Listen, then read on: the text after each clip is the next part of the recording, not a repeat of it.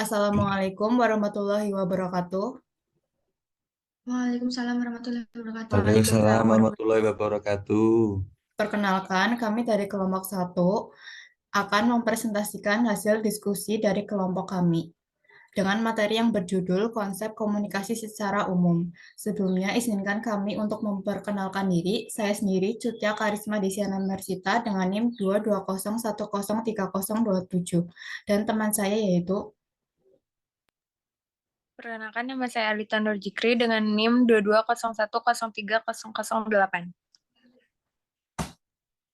Dengan saya Nanditya Reza Nurian dengan NIM 220103011. Dan saya Anindita Nucayani dengan NIM 220103013. Saya Angelina Dia Padmarini dengan NIM 220103016. Dan saya Snekumula Lahani dengan NIM 2201030022. Saya dengan Aulia Galan Asidik dengan NIM 22010303024. Saya Zari Kalman Bauti dengan NIM 220103025. Saya Devi Wirasri dengan NIM 220103031. Kami membagi konsep komunikasi secara umum menjadi tiga topik. Yang pertama yaitu pengertian komunikasi. Kata komunikasi sendiri berasal dari bahasa Latin, yaitu communication dan communis, yang artinya sama. Sama dalam hal ini adalah kesamaan makna. Kemudian, konsep komunikasi. Konsep komunikasi dibagi menjadi tiga. Yang pertama yaitu komunikasi sebagai interaksi, yang kedua komunikasi sebagai transaksi, yang ketiga komunikasi sebagai tindakan satu arah. Pertama, komunikasi sebagai interaksi. Model interaksional. Model komunikasi interaksional ini adalah model komunikasi dari dua arah, yaitu dari pengirim kepada penerima dan penerima kepada pengirim. Aspek yang penting yaitu feedback atau tanggapan dari penerima kepada pengirim untuk menunjukkan bahwa mereka memiliki pemahaman yang sama. Yang kedua yaitu komunikasi sebagai transaksi atau model transaksional. Baik pengirim maupun penerima pesan sama-sama bertanggung jawab terhadap dampak komunikasi. Yang ketiga, komunikasi sebagai tindakan satu arah. Model komunikasi ini dikirim dari satu orang ke orang lain tanpa adanya umpan balik. Komunikasi sebatas aksi dan berjalan lurus. Contohnya ketika kita menonton TV atau mendengarkan radio.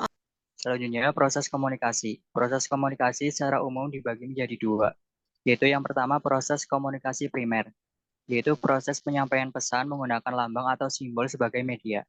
Yang kedua, proses komunikasi sekunder, yaitu proses penyampaian pesan oleh seseorang kepada orang lain menggunakan alat atau sasaran sebagai media kedua setelah memakai lambang sebagai media pertama.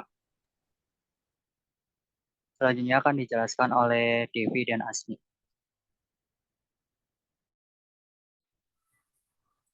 Selanjutnya, proses komunikasi ada 5. Yang pertama, komunikasi secara sosial. Komunikasi selalu melibatkan manusia serta interaksi yang merupakan suatu bentuk sosial. Yang kedua, ada komunikasi sebagai proses. Komunikasi berkesinambungan dan tidak memiliki akhir. Komunikasi juga dinamis, kompleks, dan senantiasa berubah. Yang ketiga, komunikasi adalah simbol. Kata, bahasa, gambar, warna, bahasa tubuh adalah simbol untuk menyampaikan informasi. Keempat, komunikasi dengan makna.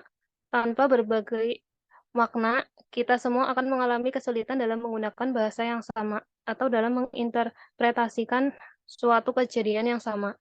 Yang keenam, lingkungan. Komunikasi terjadi di suatu lingkungan yang sempit ataupun sangat luas.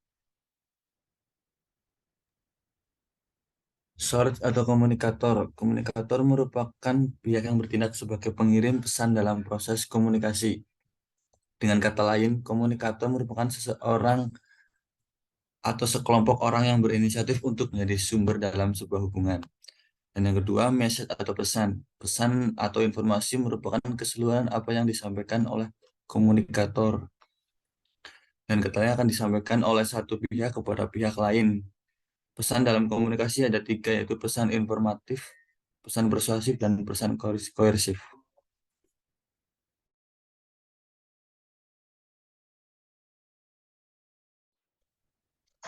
Tiga, channel media. Media yang digunakan sebagai penyalur pesan dalam sebuah proses komunikasi. 4, receiver atau komunikan. Orang yang menerima pesan atau berita yang disampaikan oleh komunikator.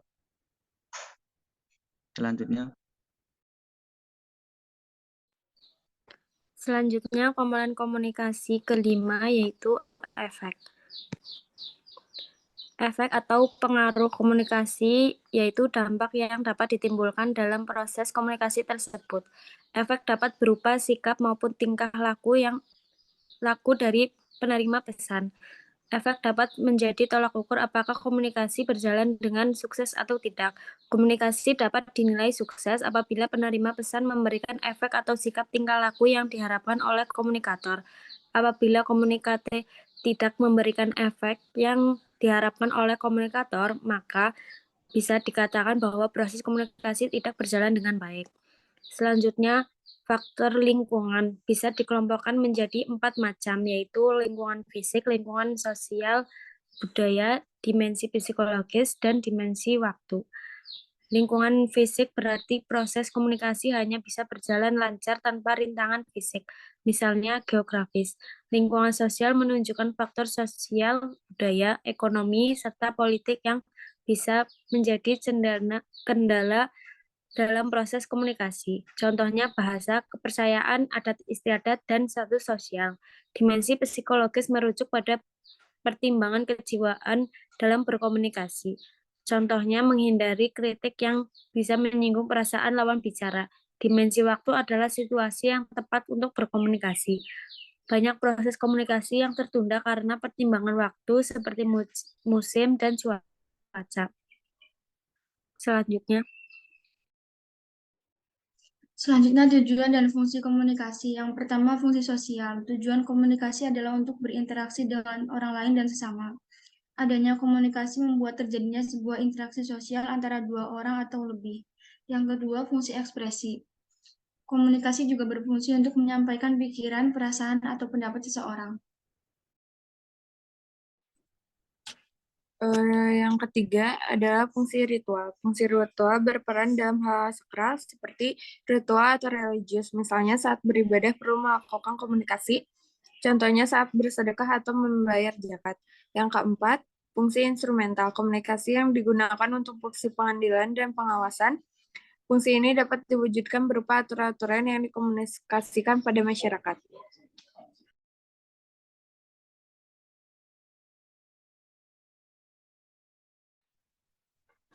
Cukup sekian presentasi dari kelompok kami.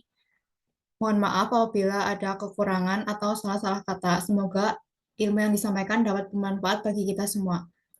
Billahi taufiq wal hidayah. Wassalamualaikum warahmatullahi wabarakatuh. Waalaikumsalam warahmatullahi wabarakatuh.